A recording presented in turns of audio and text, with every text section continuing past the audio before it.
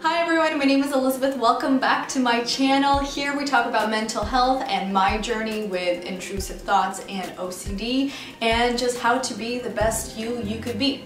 If you would like to join our little community, then go ahead and subscribe, like the video, and feel free to comment below and let me know if there's anything specific that you would like me to talk about. I think the more we talk about this, the more people can feel that they're not alone, they're not isolated, that this is a real thing and a lot of people go through similar things as well.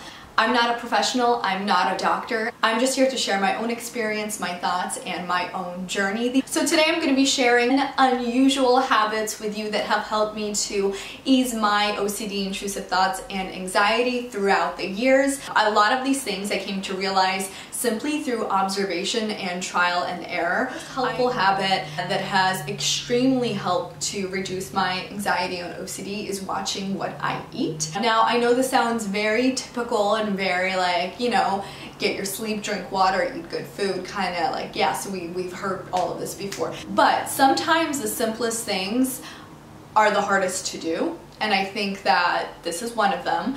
I greatly react to the foods that I eat, and there are certain things that I can eat and I will feel good, and certain things that I will eat that will drastically affect my mood, my energy, and my mental state.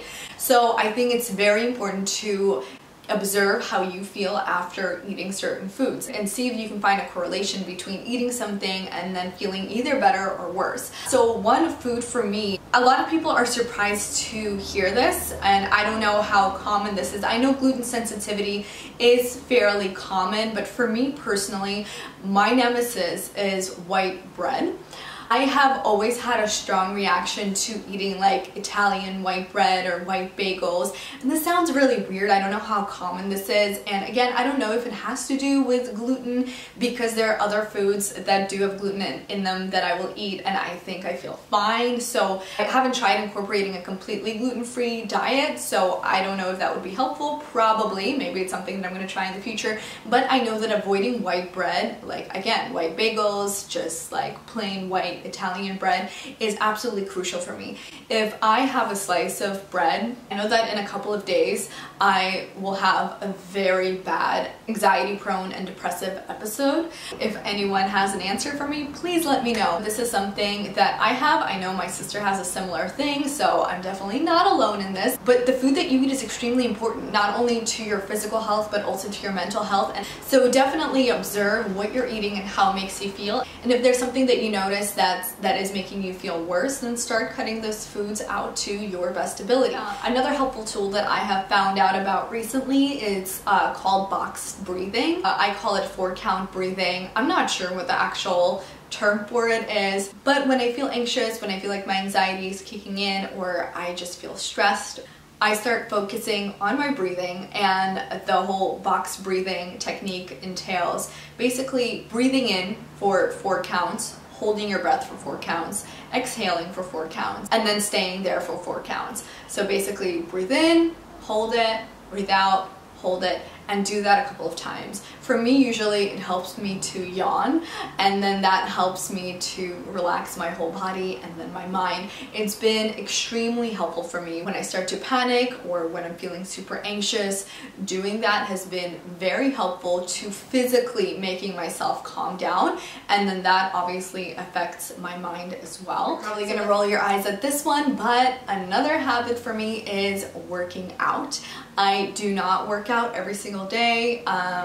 Unfortunately, I wish that I could. There are also a lot of workouts that I do not enjoy doing. So when I say workout, I just mean move your body in any way that you can. Again, I know we've all heard this before, but there's some things that we just have to do, and it's been proven to not only improve your mood, but improve your whole mental state, your physical health. Find something that you enjoy doing that involves moving your body. For me, it's dance. I have a dance background. I grew up doing dance, so I've been taking ballet classes, I take stretching classes. I know oftentimes I don't want to get up and move, but I know for a fact that if I do, even for 10-15 minutes, that I will feel better for the rest of the day. So if there's something that you can do for a couple of minutes that will immensely improve your state of mind for a whole day, why not? Another helpful habit is redirecting your thoughts. When you're dealing with intrusive thoughts and OCD, you feel like you have no control over your mind and you feel like you're a prisoner of your own mind, and it's excruciating and debilitating. You have to recognize that thoughts are just thoughts. They're not your identity. They're just reactions. It's something that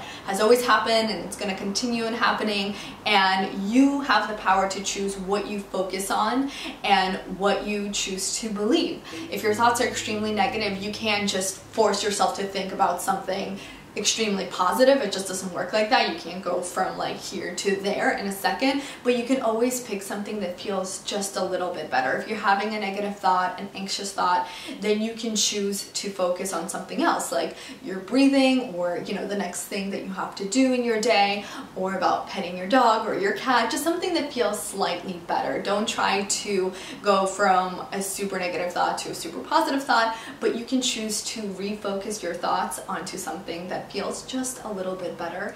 Acceptance. For a while, especially when I first got into self-improvement and spirituality, I thought I always had to be positive. I always thought to be happy, and when I wasn't, it was very upsetting and very frustrating. However, we're humans. We feel all kinds of things. We're happy sometimes, we're miserable sometimes, we're frustrated, we're scared, we're nervous. We feel everything, and I think it's crucial to practice acceptance, accepting whatever you feel. I don't think it's the same thing as being passive. We can always aim to do a little better, to feel a little better, but we don't always have to be positive. We don't always have to be happy.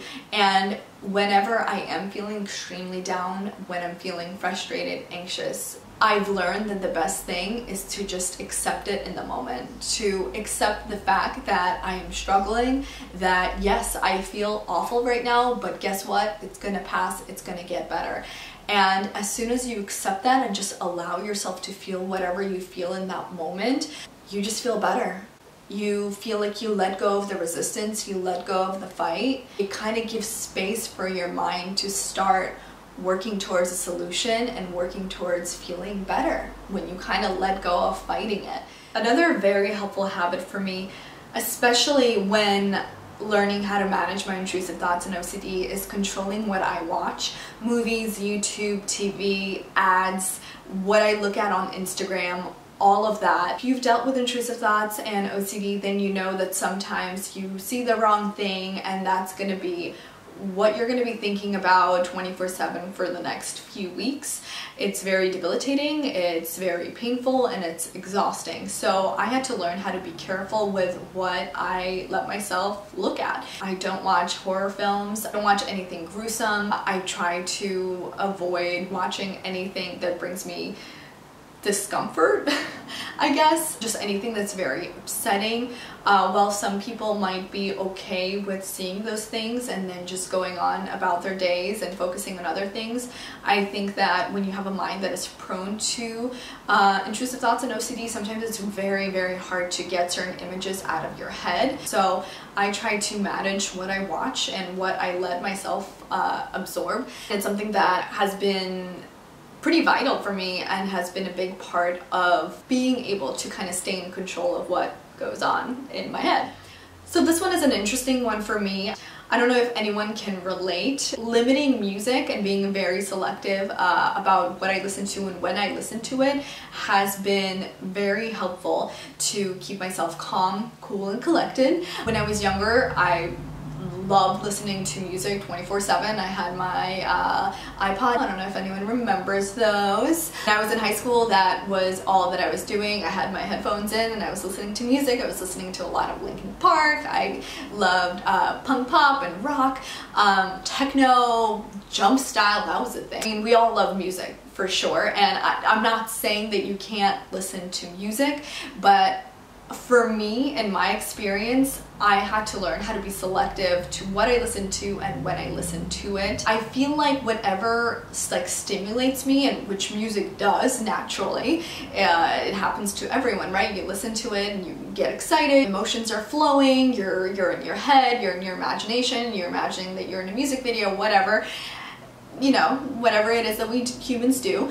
For me, it would kind of overstimulate me, and then I would have a crash afterwards. And so I had to, for a period of time, start cutting out music out. Actually, at one point I cut everything out and I only listened to classical music for a while, but that was also kind of extreme and a story for another time. And I had to be very careful about which music does trigger episodes for me and what doesn't, and when listening to it is beneficial and when it's not. For the most part, when I'm driving, when I'm doing like a calm activity, I try to actually avoid music and I listen to audiobooks instead.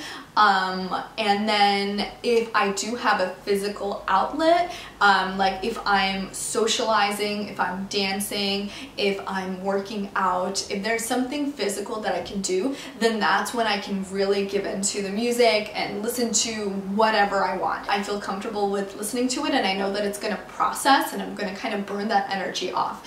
Because if I'm doing something sedentary like driving, or I'm just hanging out at home and listening to something overly stimulating, then I feel like that energy just doesn't burn off, and then it just doesn't process, and then I feel overwhelmed and then I get anxious. So I know that that doesn't sound fun, but it's something that you can definitely look into if you feel like you can relate to that, or maybe if it's something that you haven't thought about. Hopefully you find this to be helpful, hopefully something resonates with you. Definitely leave a comment down below, let me know if anything resonated with you, or if there are other habits that I didn't mention that have worked for you. Let me know if there's anything specific that you would like for me to talk about in my next video. Thank you so much for watching. Don't forget to subscribe. I would love for you to be a part of our community. Don't forget to like the video, and I will see you in the next one. Be you, be free.